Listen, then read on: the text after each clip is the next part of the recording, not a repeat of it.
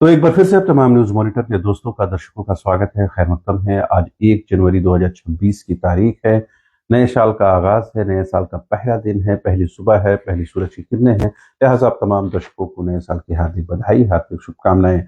और आज से नए अज़्म लेने की ज़रूरत है, नए साल पर बेहतर काम करने की ज़रूरत है, देश, दुनिया, समाज के लिए, इंसानियत के लिए, तमाम लोगों के लिए, हक़ और उनके वफ़ाद के लिए काम करने की ज़रूरत है। बहरहाल खबरों का सिलसिला शुरू करते हैं, चूँकि खबरों की कोई छुट्टियाँ नहीं होती हैं। क्योंकि नया साल था, लिहाजा पूरी देश दुनिया में आतिशबाजी हुई, जश्न हुआ। झारखंड के भी अलग-अलग शहरों से लगातार खबरें आई। राजधानी रांची में भी तमाम होटल में, क्लबों में जो है रात भर जो लोग हैं वो जश्न मनाते रहे हैं। सुबह तक जो है आतिशबाजी की आवाज़ आती रही है। आज से जो है पूरे शहर में यूँ कह सकते हैं कि आज पूरा शहर जो है और पूरा देश दुनिया यूँ कह सकते हैं कि एक तरह से जो है वो नए तरह से त्योहार को सेलिब्रेट करेगा। पिकनिक स्पॉट जाएँगे, घूमने टहलने के लिहाज से जाएँगे। तो ज़ाहिर-सी बात है आज का दिन बेहद महत्वपूर्ण है। आज साल का पहला दिन होने की वजह से लोग जो है अपने ट्रेडिशनल कामों से हटकर कुछ अलग करने की कोशिश करते हैं और उसी कोशिश में कई हादसा भी होते हैं। लिहाजा पिछले दिनों भी जो परिवहन मंत्री हैं उन्होंने भी कहा था कि नए साल में ऐसा कुछ ना करें जिससे आपको दुर्घटना का सामना करना पड़े।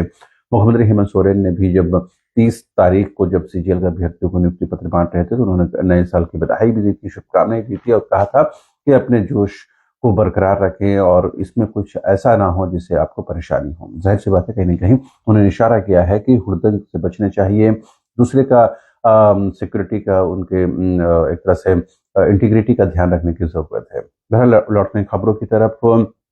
झारखंड में कल 15 आईएएस अधिकारियों का स्थानांतरण हुआ। जो प्रतीक्षा में थे, वेटिंग में थे, उनकी पोस्टिंग हुई। रांची सदर एसडीओ से जो है उत्कर्ष कुमार की विदाई हुई और रजत कुमार को वहाँ पर काम करने का मौका दिया गया है। इसी तरह जो है 18 आईपीएस अधिकारियों की भी पोस्टिंग हुई है। तो ज़ाहिर-सी बात है जो लोग लंबे समय से प्रतीक्षा कर रहे थे, उनको नए साल में काम करने का अवसर मिला है। तो ज़ाहिर-सी बात है तमाम लोगों को बधाई और झारखंड के विकास में और यहाँ के जनजाति समाज हो, मूलवासी समाज हो, उनका डेवलपमेंट को लेकर काम कर सकें, ऐसे उम्मीद है। हजारीबाग से बात करते हैं। हजारीबाग जेल से 3 जो कैदी हैं जो धनबाद से ताल्लुक रखते हैं, वो 3 लोग जो है फरार हो गए और कपड़े की रस्सियों के सहारे वो दीवार फांद कर जो है वो फरार हुए हैं।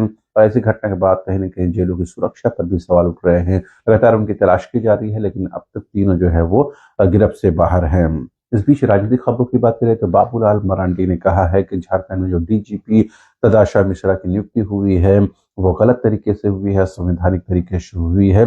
दरअसल उनका कार्यकाल जो है वो प्रभारी डीजीपी के तौर पर ही उनका कार्यकाल समाप्त हो रहा था। समाप्ति से 1 दिन पहले जो है उनको एक्सटेंशन दिया गया और पूर्णकालिक उनको डीजीपी बनाया गया।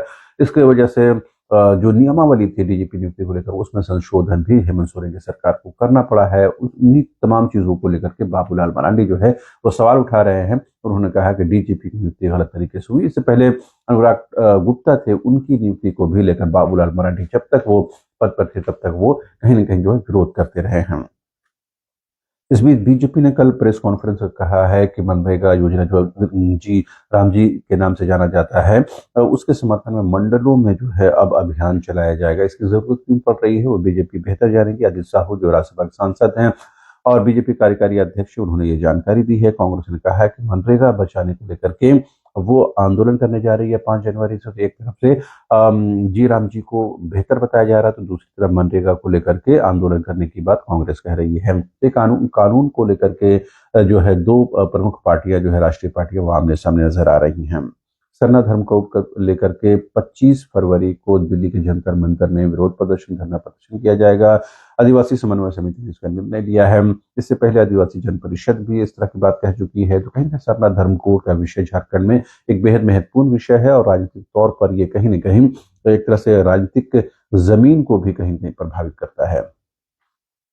इस बीच खरसवां गोलीकांड को लेकर के आज उसकी बरसी है। मुख्यमंत्री हेमंत सोरेन भी आज वहां जाएंगे। खरसवां गोलीकांड के शहीदों को श्रद्धांजलि अर्पित करेंगे। एक जनसभा को भी वो संबोधित करेंगे।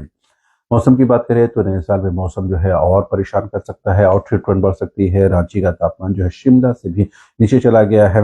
गुमला का तापमान 3.9 डिग्री चला गया है जबकि कांके का तापमान जो है 3 डिग्री तक पहुंच गया है। इससे अंदाजा लगाया जा सकता है कि किस तरह के हालात आने वाले दिनों में और पेश होने वाले हैं। नए साल में जो है ठंड और बढ़ाएगी, और बढ़ाएगी। लिहाजा इसी वजह से है स्कूलों को 31 दिसंबर तक बंद रखा गया है।